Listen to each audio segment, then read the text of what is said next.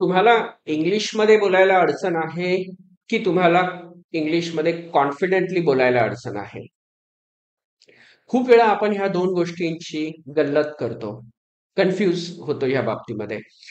हा प्रश्न विचारायचं कारण असं की तुम्हाला जर अजिबात इंग्लिश येत नसेल, ग्रामर किंवा तुम्हाला लिहिता वाचता पण येत नाही, ग्रामरचा काहीच भाग माहिती नाही, तर तुम्हाला नक्कीच इंग्लिश बोलायला खूप अवघड जाणार आहे.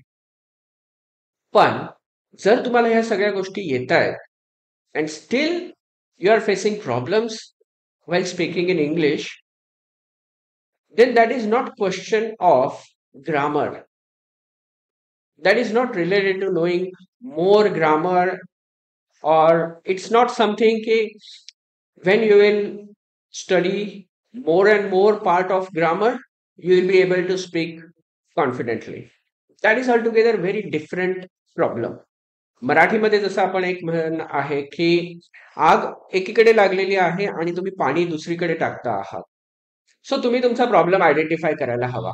इतकी वर्ष इंग्लिश शिकलेले आहात तुम्ही आणि तरी तुम्हाला जर इंग्लिश बोलायला अडचण येत आहे आणि त्यावर उपाय तुम्ही काय करता आहात, तर अजून इंग्लिश शिकता आहात, अजून ग्रामर चांगलं पक्क करण्याच्या मागे आहात. तर याच्याने तुमचं कम्युनिकेशन स्किल्स नाही इम्प्रूव्ह होणार. याच्याने तुमचं जे ऑलरेडी चांगलं इंग्लिश आहे तेच अजून इम्प्रूव्ह होईल. म्हणून तुमचा नक्की प्रॉब्लेम काय आहे ते तुम्ही आयडेंटिफाय करायला हवं आणि मग त्याच्यावर उपाय करायला हवा. जर तुमचा प्रॉब्लेम इंग्लिश नॉलेजचा आहे तर डेफिनेटली आय वुड रेकमेंड की you go and study grammar more. You read more in English, you write more in English, you listen more in English.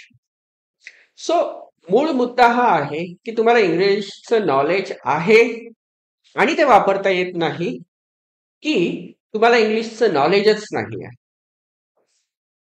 ह्या दोन्ही गोष्टींमध्ये प्रचंड फरक आहे. आणि जेव्हा आपल्याला इंग्लिश स्पीकिंग इम्प्रूव्ह करायचं आहे, इंग्लिश कम्युनिकेशन इम्प्रूव्ह करायचं आहे, तर नक्की आपण त्या गोष्टीवर वर्क केला पाहिजे ज्याच्याने तुमचं कम्युनिकेशन स्किल वाढेल.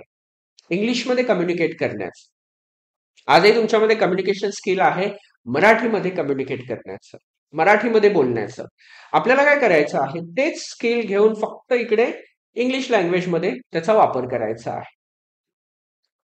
याचा अर्थ मी असं म्हणतो आहे की ग्रामर अजिबात महत्वाचं नाहीये, असं अजिबात नाही. ग्रामर खूप इम्पॉर्टंट आहे.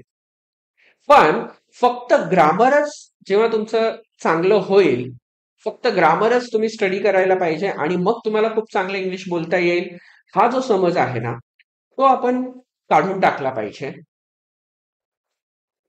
कारण त्याच्यामुळे आपण वेगळ्या ट्रॅकवर जात असतो. आपण अजून स्टडी करायला लागतो इंग्लिशचा.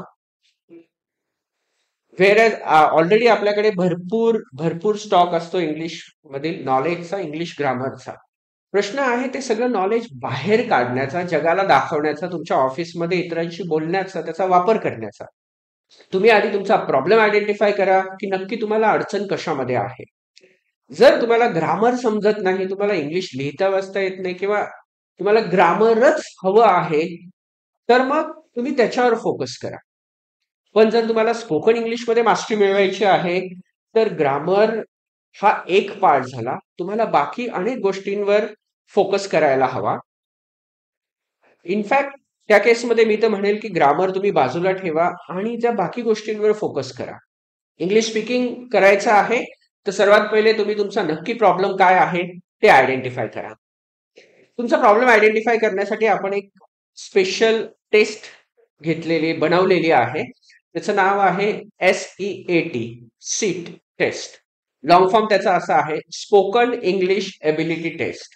याच्यामध्ये काही क्वेश्चन्स आहेत ज्यांची उत्तरं तुम्ही दिलीत, त्या टेस्टवरून तुम्हाला कळून येईल की तुमचा प्रॉब्लेम नक्की कोणत्या एरियात आहे आणि त्यानंतर तुम्ही प्रॉपर ऍक्शन घेऊ शकाल की जेणेकरून तो स्पेसिफिक प्रॉब्लेम तुमचा सॉल्व्ह होईल. आणि त्याच्यानंतर मग तुमचा पुढचा प्रवास जो आहे इंग्लिश स्पीकिंगचा, तो अतिशय सोपा होईल. सो ह्या व्हिडिओच्या खाली डिस्क्रिप्शनमध्ये मी सीट टेस्टची लिंक दिलेली आहे, त्याच्यावर क्लिक करा आणि आजच ती टेस्ट घ्या.